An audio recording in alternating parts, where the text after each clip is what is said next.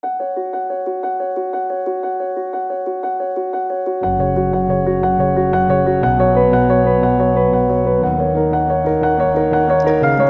to Pathways to Heart podcast series, presented by the Center for Innovation in Teaching and Learning at Sophia University. Sophia University is located in California and offers students a unique educational experience rooted in transformative, transpersonal education. The Center for Innovation in Teaching and Learning supports transformative education by creating engaged leaders and learners through resources, trainings, and events.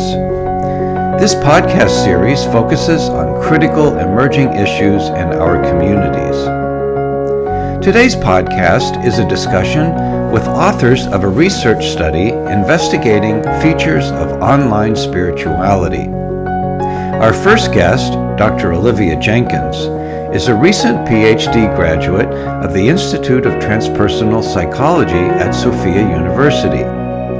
She is a passionate researcher, writer, traveler, and accordion player from Massachusetts.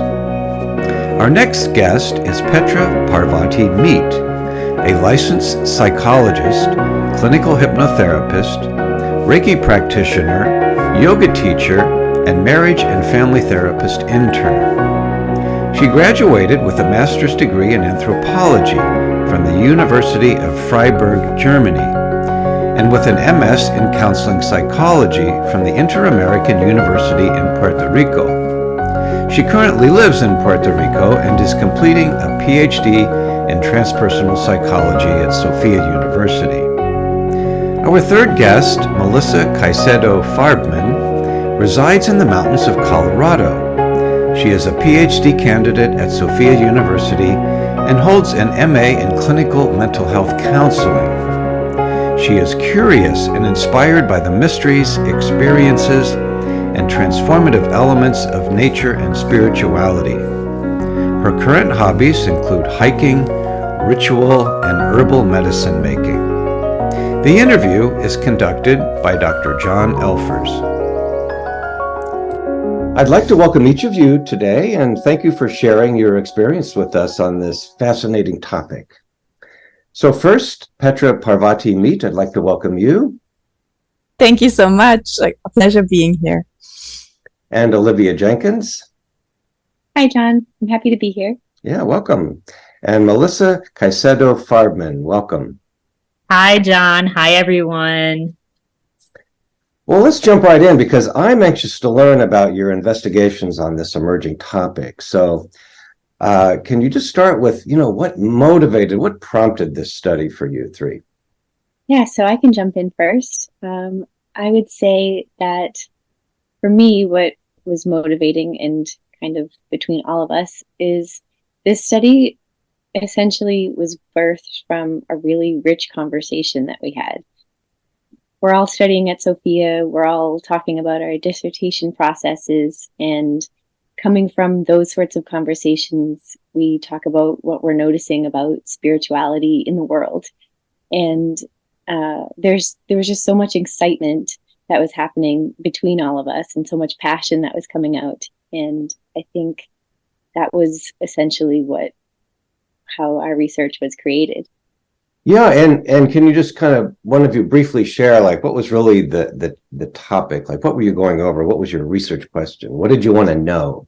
I think one of the things that we were really curious about was this new wave of spirituality, because we all have access to a social media, and we were just amazed about the kind of variety of different offerings that are out there, and sometimes also about some of them interesting, some of them actually contributing to the base of knowledge, and some of them inspiring, but some of them really just out there. So we were just intrigued about what is going on.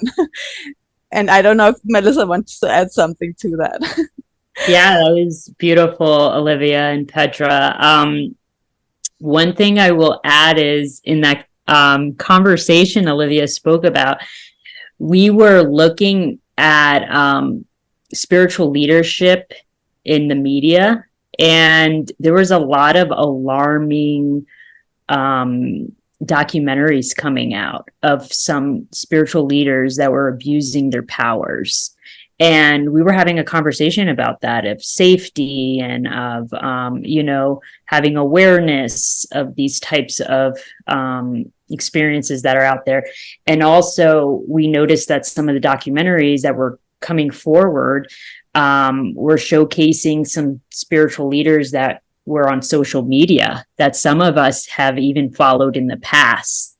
And so that was really important. That was kind of like a red flag that was going off. And we're like, as someone who has followed certain spiritual leaders and on social media, especially YouTube, I kind of was curious to see what was the light in the dark of this new community that was being birthed in the world of online social media. So, yeah. Yeah, if I think about it, it really makes sense because social media has infiltrated like literally every aspect of our lives, right? It's difficult to even get away from it if we want.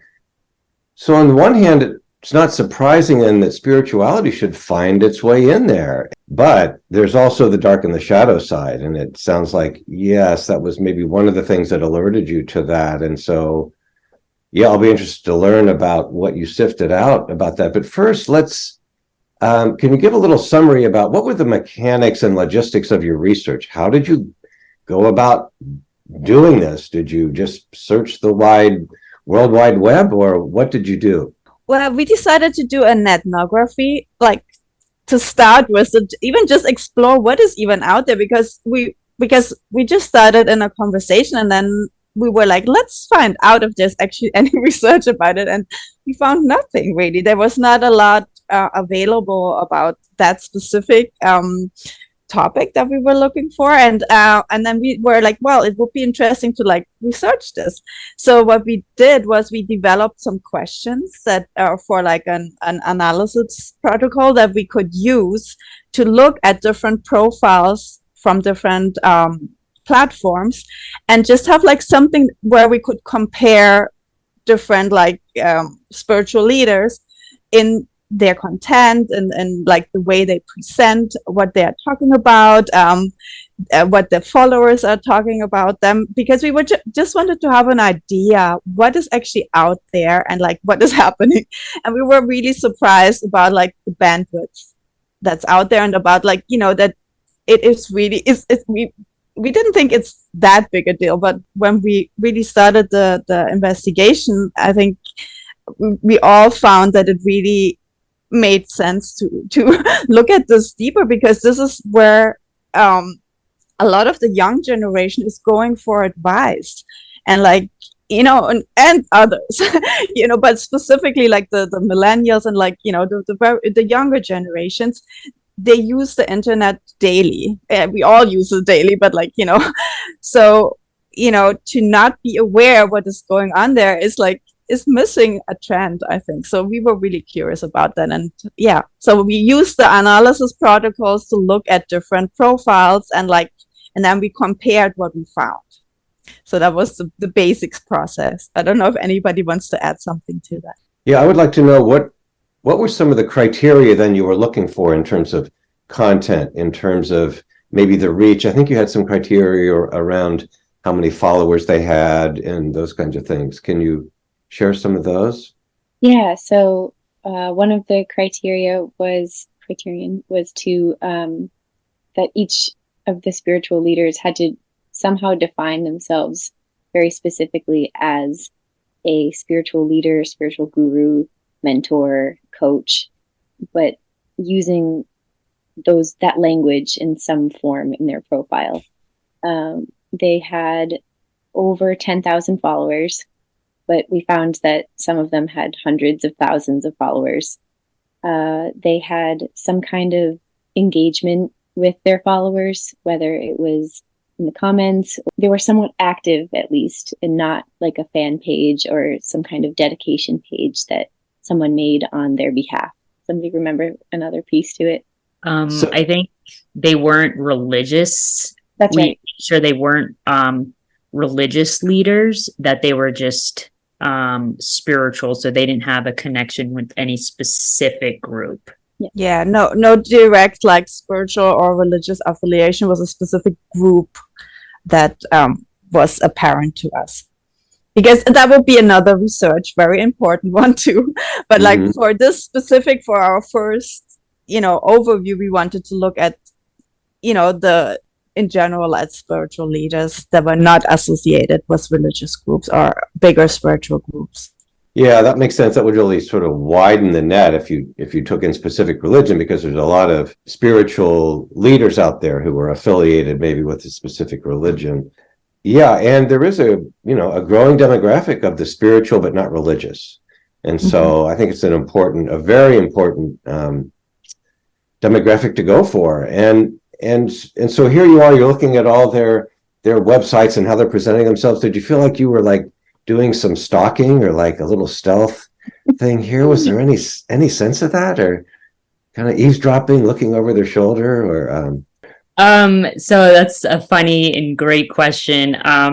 I would say overall, it was very enjoyable and entertaining. I personally have closed off my social media accounts for many years and was just popping up on Instagram once in a while. So to be able to like reopen my apps and engage in TikTok, which I never did before, go back on YouTube, open up my Instagram, and kind of look at these people's profiles.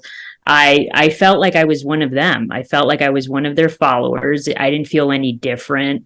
And as I was going through their videos, I felt just sucked in, and I could see how social media kind of just like warps you into this place that there's no time or space. And hours will go by looking at these profiles, and then you look at the time, and I'm like, wow, where have I been? Yeah, it was an interesting experience. And there were certain people that I felt drawn to more than others, for sure. And we'll talk about later kind of like the themes that came up. But it was very enticing, is very interesting, but as I said, enjoyable. And I would say also that there's something really intimate about the experience when looking at people's profiles, because so many people take videos in their own homes or in their cars. And so you're really, it's almost as if you're having a conversation with a friend, or you're listening to a friend talk. And that level of intimacy is really interesting, and I think is part of the appeal of some of these leaders, because it gives people somewhere to go, or someone to listen to, or a community to sort of develop from that. Yeah, and I would like to add that it's kind of like a little twofold, because on the one hand, they're out there, like, so that's the difference with an ethnography and, having like another form of research where you normally like ask for like a informed consent, and like, it's a different process, it's more private, but like because it's already out there in the world and they want to be seen normally, there is something about this like intimacy and like, really like getting to see at least one side of these leaders that are like sharing their like life, sharing their experience, sharing their knowledge, their ideas. But on the other hand, it's also it's private, and it's like, it's both there. And like we had like it wasn't like that we felt like eavesdropping, but we had like a conversation before we actually, because we presented like our results at a conference. So before we went to the conference, we had the conversation if we would include some of these clips or videos for like, because some of them are really interesting and they would definitely help to make like the point for like, to support our results. But we decided as a group to not do that, because some of them, even though they are publicly available, they might not want to be part of like research, and like, some of the followers too might be taken aback, or they might not like if their preferred spiritual leader is mentioned in a research about the dangers or like the abuse and use of power in in spirituality. So, it goes a little bit with the question, I think, because there was like a consideration about that. Yeah, thank you for that. And I'm intrigued with the fact that you were able to find some level of intimacy and enticement to moving in. So if you're a good example, then maybe many other people too could be, you can understand how they could easily be drawn in and find meaning in some of these presentations, and the word intimacy, that you feel like maybe you're in a room with them and having a conversation. I'm curious, this leads me to think about, what do you think is some of the motivation for these spiritual leaders in reaching out that way? Did you have a sense of that or intuit anything? Yeah, Melissa. Yeah, so I think it varied. It was very diverse. Some people's motivation was clearly that they had a transformative experience, whether it was healing from trauma or having a transpersonal experience, or some mental health crises, and they wanted to share that with the world to help others and also to normalize. I notice a lot of people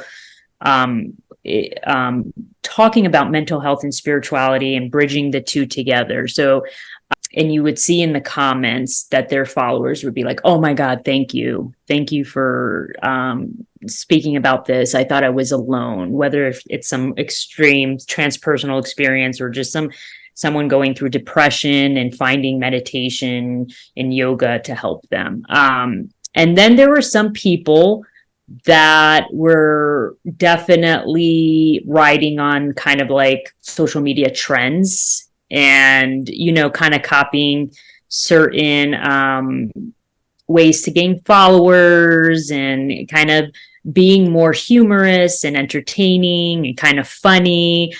So it was hard to really know what their motivation is, right? All we could see is what we could see, and trying to remove our own biases of like, oh, okay, that person, I don't know about them, or, oh, this person's cool, just to kind of see the facts, what's out there, what are they saying, how are they representing themselves, how are they connecting with their followers. So a lot of it was motivated by their own experience and wanting to share their own experience with others, to help others. And maybe some was just kind of like just to entertain people and have another cool profile to look at when you're bored. So, and I would like to add, is also like in that same line, like Melissa said, it's also some of them. It's really this joy of expressing yourself.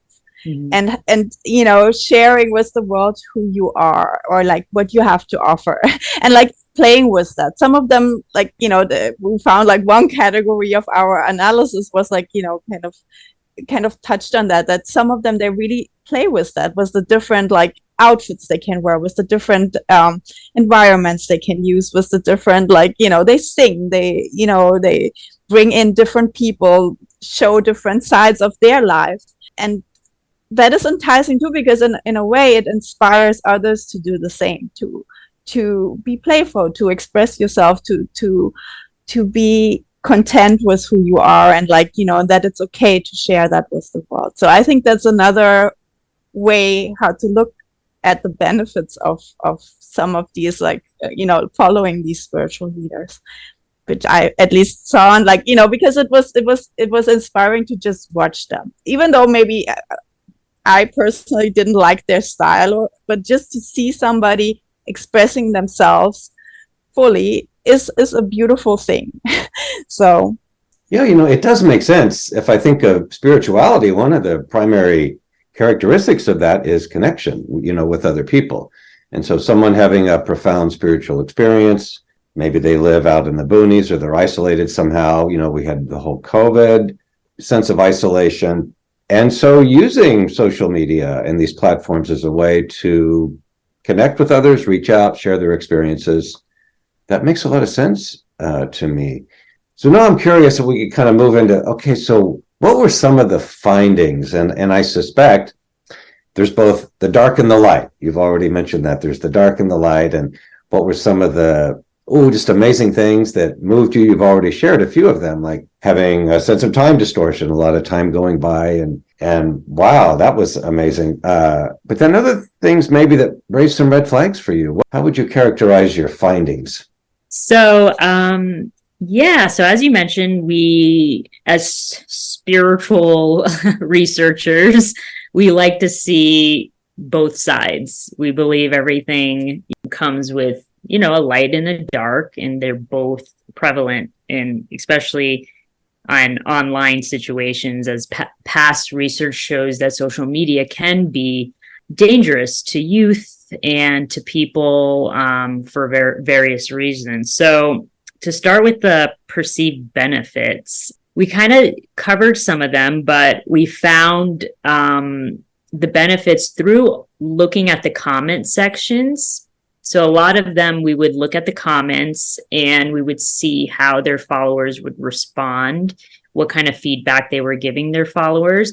We saw mostly positive comments and feedback, and that could be for various reasons. That could be that maybe only people that like them would follow them, or it could be that maybe negative comments were deleted. So we don't know for sure. However, we did find that the followers were very inspired and motivated to go on a spiritual path. They were inspired and motivated to maybe practice. If someone was teaching meditation or talking about meditation, and they would say, oh, wow, I woke up with a lot of willpower to be myself today and to step into my highest power. As we mentioned, entertainment. It was very entertaining, and they're very charismatic and charming. They know how to pull you into the screen, whether it's by just eye contact or moving close to the screen, or their voice tone. Sometimes they were funny.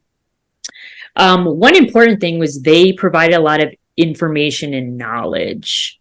So some of the stuff that may have been not accessible to others, certain spiritual traditions, certain information, they kind of put it out in the open. They normalize it, and they're like, oh my God, I want to tell you about this. This is important.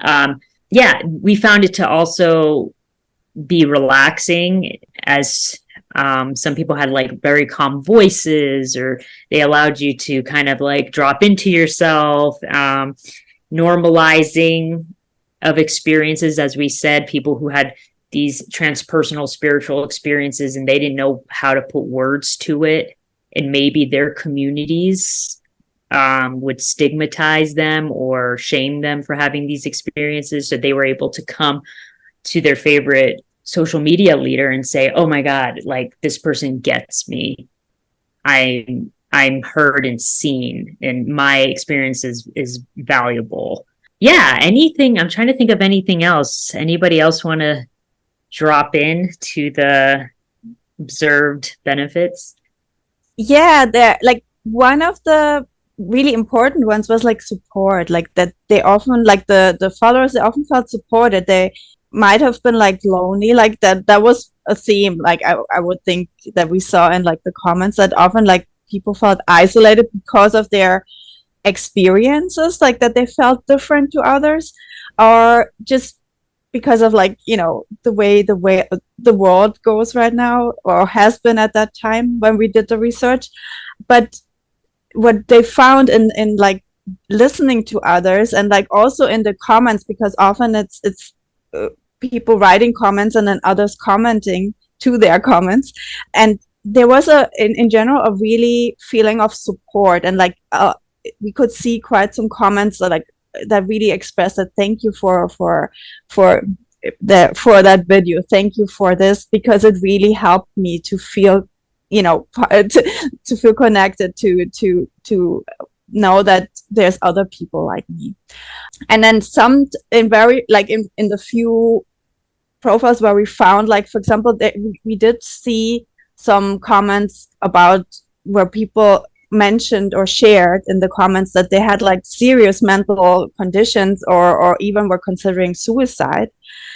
And we saw that often the community responded in a positive way by offering support, by offering just encouragement most of the time, sometimes even tools like, that often made sense. So, that was nice to see. And it was like, just looking at the comments, it was received well, and it helped that specific person that had made the comment. So I think that's a really important, side effect or result that we found, because it's not in all cases, because we also saw a few cases where it's somebody mentioned a really, like, a deep loss, and then it was kind of either not responded at all, or it was responded in a way that was more like kind of devaluing the experience. And like, so I think this is definitely one of the areas where there could be development, and where maybe the spiritual these spiritual leaders online could need support and learn how to work with these specific comments, because they happen, and they happen quite a bit, like even in the profiles that we looked at, like we saw them. So I think that's one. And then the other really important benefit is that some of the spiritual leaders that we looked at, they actually use their position, which is like, some of them, they have millions of followers. So that is like a big audience. And they use that to promote things or ideas or practices that are actually helpful for individuals, but sometimes for the community. Maybe like, promoting community service, going to like a place where they help in a food kitchen, and by just them showing, this is like how I live my life, this is important to me, this is part of my spiritual practice, it sends the message out to the world, this is how you could do this too, and maybe you derive a benefit from it and make the world a better place. So I think that platform could be, in the best case, used for these kind of messages of like, making the world a better place. And I think some of them, they already do that, and that's nice to see. I don't know if anything else, Olivia or Melissa. Yeah, so I think that, and this was kind of touched on also, is that some of these spiritual leaders will provide something like a one-stop shop for people to go to and discover all of these different ideas about spirituality. And that could be a really good thing, as far as like, you think about going to some big store like Walmart and you find everything you need in one place. But on the other hand, it's like, how high is the quality and where is it coming from? And I guess to get more into the dangers, which I feel like I'm about to feel the bad news of it.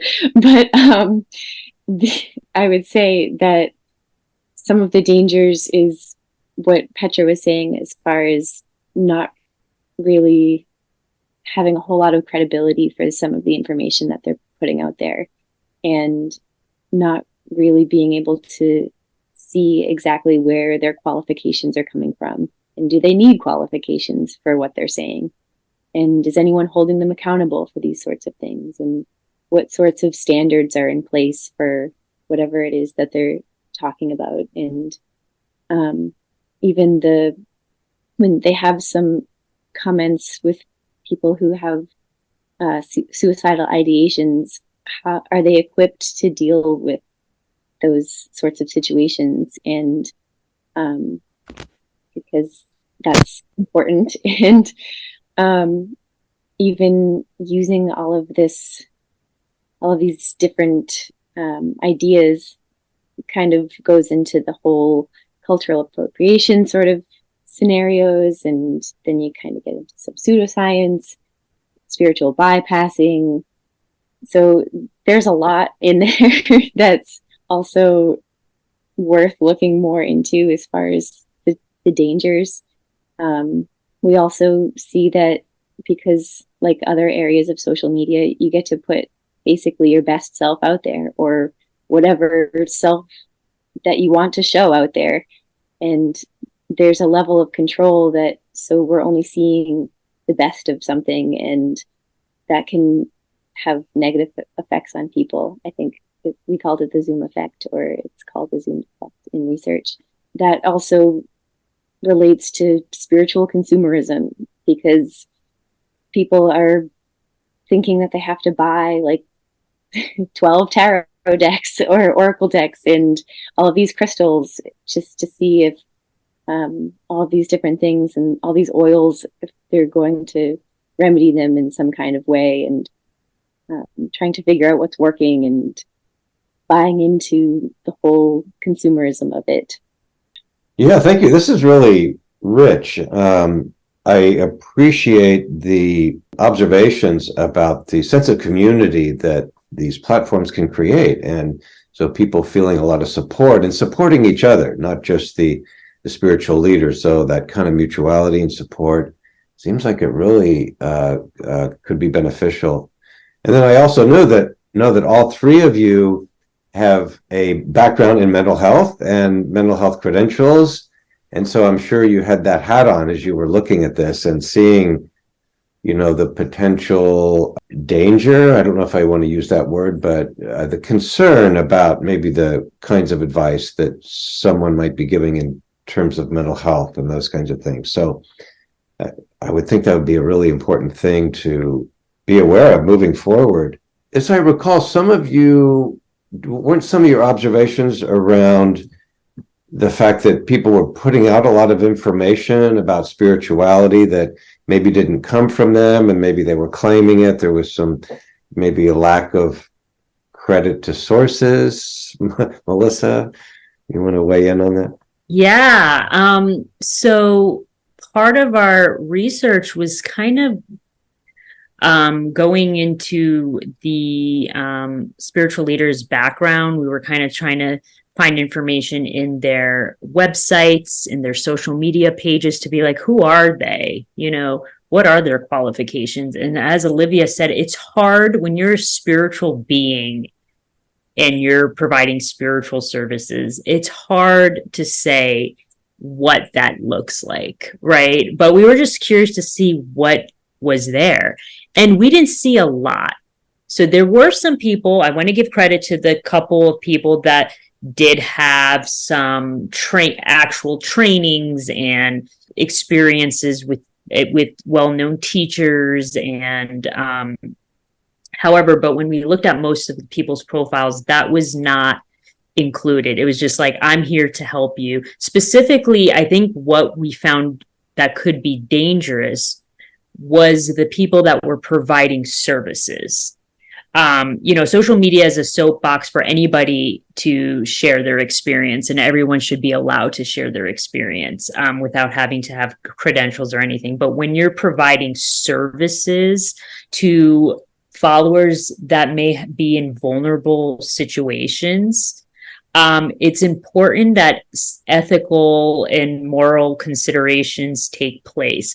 Are you trained properly if your follower is having suicidality or having maybe a transpersonal emergency, a spiritual emergency? And so a lot of them were selling, services of like, I want to help you with your trauma. Trauma was used a lot. Mental health issues, those keywords were used a lot. So I was kind of like, where are the qualifications when you're working with these serious issues? This is not something to play around with, in my opinion, for the safety of their followers and the people that consume their information. So that was definitely highlighted in our research. Yeah, that was wonderful, Melissa, how you put it all together. And in that same line, but like, I think it's also like a double-edged sword in that sense too. Like there's two sides to this, like to the qualifications, because one, what are the qualifications for somebody to be a spiritual leader? We talked about that, like is direct knowledge a form of like qualification? Is awakening a form of qualification? Is psychic information that they receive through channeling a kind of information that is valid? These are all questions that I think it raises good questions, and I think it's up to us in transpersonal psychology to research them and see, I mean, there's already some research, but I think they are valid questions. And then the other side to that is if this is about mental health, why are these people not going to a psychologist for help? And I think that is the really important question, because I think there's some research about it, that whatever they're looking for, they don't expect it to find it in the office of a psychologist or a psychiatrist. Or even worse, though, they are afraid that what they would share would make them crazy or whatever it is, or in any way distance them even more from their families, from their lives, from their future. So I think it also brings up a really important point about what psychology looks like and what we may need to look at in how we want to continue psychology, to really be able to meet the people where they are, instead of just having our models and putting them on the people, which it's changing, thankfully. But I think it's really important to see the data, which comes from it's a good source of data in that sense, because it gives us the tendencies or the preferences of people, and they seem to very much prefer to follow somebody that talks about mental health topics, that is a spiritual leader, compared to a psychologist that is on YouTube too. There's many psychologists, and some of them are really successful, but I think it's a really interesting distance that is maybe can be observed between psychology and spirituality, and between what is needed and what is offered. So yeah, maybe we can have a little more of a conversation later about that. But I think that is something exciting for me. It's something very interesting to look at, and it can inform us in bringing psychology to a place where it can actually do what it's designed to do, which is helping people to have better mental health, I think. So yeah, you bring up some really good points. The one that there's not necessarily any supervision or policing this whole movement, and it is important for people to be able to share honestly their experiences and have that kind of freedom. But then you're also bringing up, what might be motivating people to do that, and the failure of mainstream psychotherapy and psychiatry to address spirituality and spiritual needs.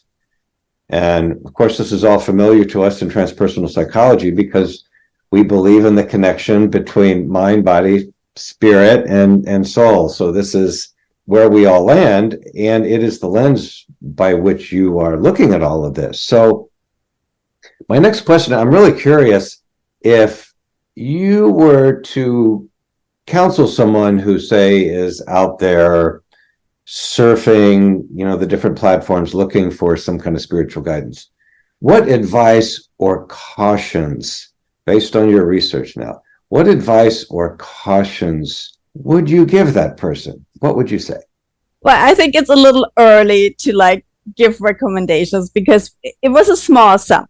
It was a first overview of what is out there.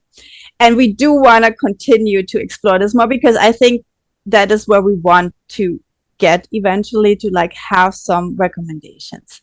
But I also would like to refer to a very interesting organization, or that is actually working with not developing any kind of licensing for spiritual leaders, but for kind of providing guidelines. And it's called the Association for Spiritual Integrity, ASI, and you can find them online at spiritual-integrity.org. And they're a really wonderful group of professionals that have come together to actually bring out and define some of these principles that could be helpful both for spiritual leaders that want to be ethical and want to be spiritually like have spiritual integrity, but also for anybody that might be interested in following any kind of like spiritual group to be, to be safer. Maybe it's always like a lot is up to the individual, but at least there are some guidelines that are really useful. No, I was just going to jump in and say that, and in fear of getting too far ahead with advice, that I think not even in regards to choosing a spiritual leader to follow on Instagram or TikTok or YouTube, that we could all probably use a little more self-awareness with our social media use. And one thing that this project really taught me is to engage with a little bit more self-awareness on the content that I view. And even COVID has kind of taught me that too. We're making better decisions about what I'm seeing and discerning what information, where it's coming from. And but I think that if we're more aware of our social media patterns and the sorts of things that we're really drawn to, that can help a lot to understand what it is that we need, what we're looking for, and who might have potentially the best intentions. And lastly, I would add, ask questions.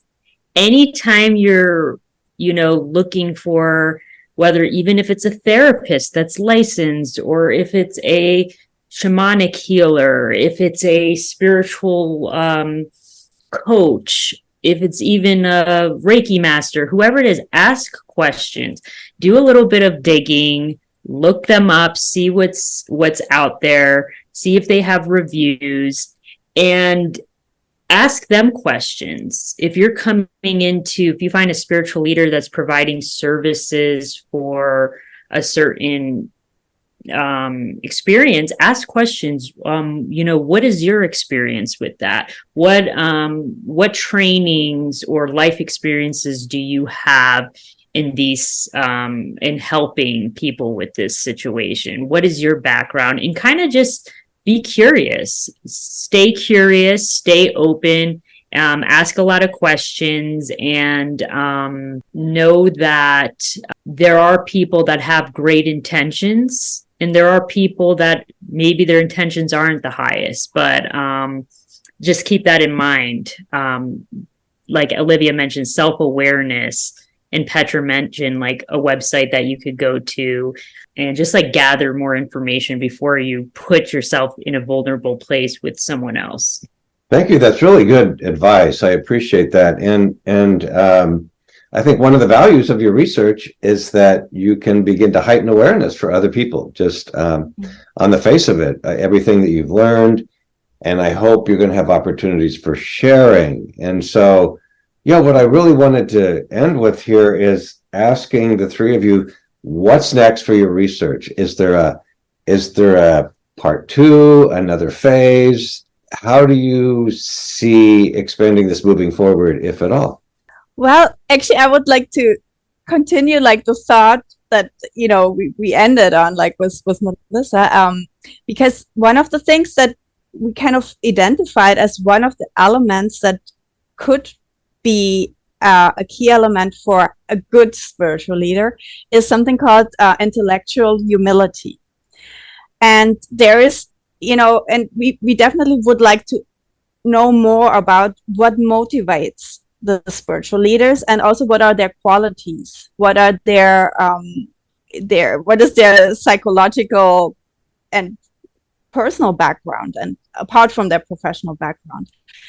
So one of the things we would like to do is maybe interview different of these spiritual leaders, and also use there's like a questionnaire that's called Hexaco, which looks at 6 personality factors, one of them being humility and honesty, which would be really helpful for our research to like see if that specific area is in any way differently represented than maybe a control group.